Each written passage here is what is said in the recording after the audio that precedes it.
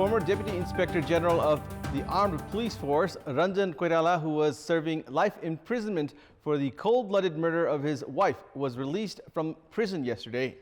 The Supreme Court decision to release the convict of a gruesome murder has made a mockery of the rule of law. The episode has once again highlighted the glaring loopholes in the country's legal system. Good morning, I'm Abhyuday Shrestha, and these are the headlines of the hour. Coronavirus transmission confirmed at the community level in Rajbiraj Saptari after a COVID-19 patient transmits the virus to over 22 individuals. 147 new cases reported yesterday. The government creates 1,700 temporary job quotas for political cadres at a time when recruitment process has been halted, citing financial crisis. Former DIG Ranjan Koirala, serving a life term for murdering his wife, released from prison. Government attorney to file an appeal at the Supreme Court. And Lazio defeat Cagliari 2-1 in Serie A to stay in the fight for the top 3 spot. League leaders Juventus lose to Udinese 2-1. Police have arrested 2 individuals in connection with yesterday's acid attack incident in the capital. Muhammad Alam, originally from Rohtahat, and Indian national Munna Muhammad were arrested after from the capital's Dallu at 11 p.m. last night for throwing acid on a young girl in Bafo. The victim, 22-year-old Pabitra Karki, is receiving treatment at the burn center in Kantipur hospital. Karki, who had been living with her relatives in Dallu, was attacked when she was on her way to a local shop. Karki has sustained burns in her face and hands. Nepal reported 147 new cases of COVID-19 yesterday, taking the total tally of coronavirus cases to 18,241. According to the Health Ministry, a total of 3,481 swab samples were tested yesterday through the PCR method in 28 laboratories across the country, taking the total number of tests to more than 331,000. Meanwhile, 156 individuals registered full recovery yesterday, taking the total number of recoveries in the country to 12,840. With this, the recovery rate in the country stands at 70.39%. According to the Health Ministry, there are 5,358 active cases in the country, while 20,098 people are in different quarantine centers. Meanwhile, the death toll in the country due to coronavirus has reached 43, as one more COVID-19 related death was reported yesterday.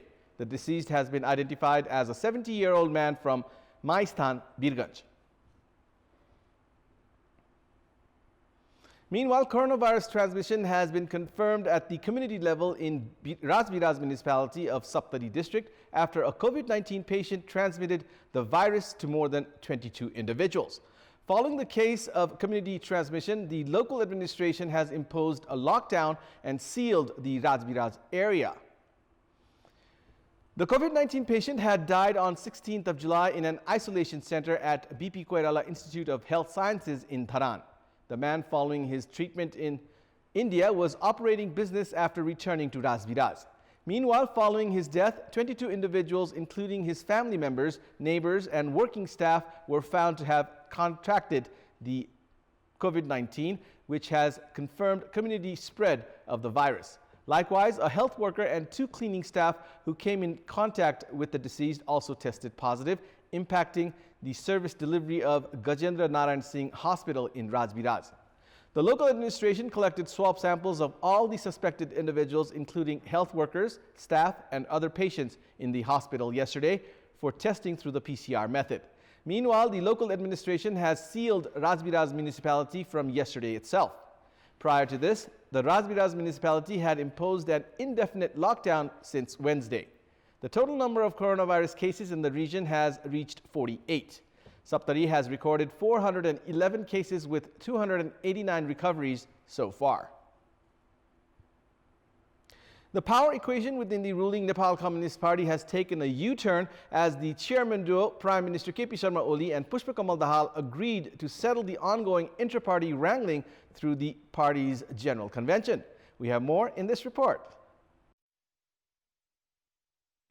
Leaders from the then Maoist Centre, including Executive Chairman Pushpakamal Dahal, supported the Prime Minister's proposal to hold the party's General Convention in early winter this year. However, disgruntled leaders from the then UML are indecisive regarding the General Convention proposal. There has been a power tussle among the top brass leaders of the former UML, including Madhav Kumar Nepal, KP Sharma Oli, Chalanath Khanal, and Bamdev Gautam, as the leadership was found dominating the disgruntled voice in the party. Similar practice was seen among leaders including Pushpakamal Dahal, Mohan Baidya, and Baburam Bhattarai in the former Maoist Centre. The current power conflict among the leaders emerged since the unification of two communist parties to become Nepal Communist Party in 2018. Senior leader Madhav Kumar Nepal was considered as third force in the ongoing power conflict between two chairmen, while another senior leader, Chalanath Khanal, and party's vice chairman, Bamdev Gautam, are also in party's power tussle. Meanwhile, the power equation between these five leaders has driven the party into further chaos at a time when Prime Minister Oli has floated the political card of General Convention. Chairman Oli's political gambit has helped in winning the confidence of the Executive Chairman Dahal, but has further complicated the power equation in the ruling party. Former Deputy Inspector General of the Armed Police Force, Ranjan Koirala, who was convicted of murdering his wife and was serving a jail term for the past 8 years, was released from prison yesterday. A division bench of Chief Justice Cholendra Samsher Rana and Justice Tez Bahadur Kesi had recently downsized Koirala's life imprisonment sentence by waiving the remaining years of jail term in response to an appeal filed by the convict. Former DIG Koirala was released from the capital's Dilli Bazaar jail following the verdict from the Apex Court. He was convicted of killing his wife, Geeta Dhakal, in January 2012. Following the murder, Koirala had disposed the dead body in a plastic bag and burnt the remains in a forest in Tistung, Makwanpur. The Kathmandu District Court had slapped him with a life imprisonment sentence. Later, the Patan High Court had upheld the verdict of the District Court. However, the division bench comprising Chief Justice Rana downsized Koirala's sentence on 29th of June, arguing that the life imprisonment sentence, along with seizing of all his property, was extremely harsh on the case. Meanwhile, the Office of the Attorney General is preparing to file an appeal at the Supreme Court, demanding a revision to the decision. The government has created almost 1,700 temporary quotas to provide employment to political cadres at a time when it has halted the recruitment process, citing financial crisis. The government is preparing to recruit new employees for several projects under 4 ministries, overlooking the report of the Expenditure Review Commission that has recommended slashing at least 15,000 jobs in the sector. The new recruitment is bound to increase more than 1 billion additional financial burden to the state coffer. We have more in this report. The Cabinet on 28th of July earlier this week decided to create temporary vacancies equivalent to section officer for several projects under Labour and Physical Infrastructure Ministries. Likewise, the government is preparing to announce temporary jobs for different projects under Energy, Water Resource and Irrigation and Drinking Water Ministries. As per the current pay scale, the government will have to cough up 850 million rupees in annual monthly salary to the new recruits. Likewise, the government will have to pay miscellaneous allowances under different headings, including transport, fuel, electricity and communication, among others. The government had earlier decided to suspend all recruitment process for different posts due to COVID-19 pandemic. At the same time, many employees under the central government are not being assigned with any works. According to the Expenditure Review Commission's report, the centre is already overstaffed by some 15,000 employees. The government, however, has decided to open vacancy for temporary staff and thereby increasing financial burden to the state coffers at a time when the country's economy is already reeling under COVID-19 pandemic.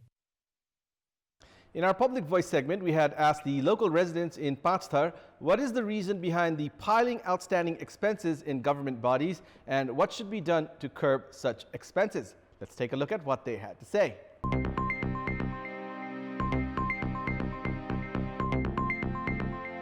ऐन कानुनहरूलाई अनुसरण गर्ने पद्धतिलाई व्यवहारमा उतार्ने काम गर्यो भनेदेखि मात्रै बेरोजगारीको नियन्त्रण सम्भव हुन्छ। सरकारको पक्षबाट पनि र सम्बन्धित जुन काम गर्ने पक्ष छ दुवैको चाहिँ नि त्यो सम्झौता गर्ने समयमै उहाँहरूलाई चाहिँ ओरिएन्टेसन गरायो भनेदेखि चाहिँ नियन्त्रण हुन सक्ला। काम गर्ने मान्छेमा चाहिँ जवाबदेहिता हुनु पर्यो। बिल भरपाईहरूलाई राम्ररी चेक जाँच गरेर निकासा दिउँ भनेदेखि बेरोजगारी कम हुन्छ। लेखा प्रमुख लगायत अहिलेका स्थानीय तहमा भएका चाहिँ प्रमुख उपप्रमुख अध्यक्ष वा उपाध्यक्षलाई यो लेखा सम्बन्धीको पूर्ण रूपले ज्ञान दिनुपर्छ। उपभोक्ताहरूलाई सधैँ तालिम गोष्ठीहरू दिएर सचेतना गराएर कि अगाडि बढाउन सकेमा बेरोजगारी घट्छ। स्थानीय निकायमा बदमासी भयो भने सिडिओले नै यसको मुद्दा हेर्न सक्छ।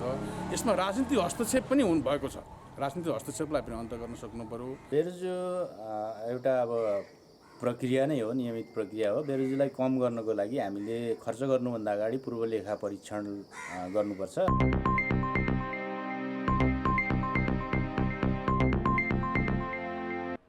And it's time now for our segment Public Pulse, where you text us with your opinion.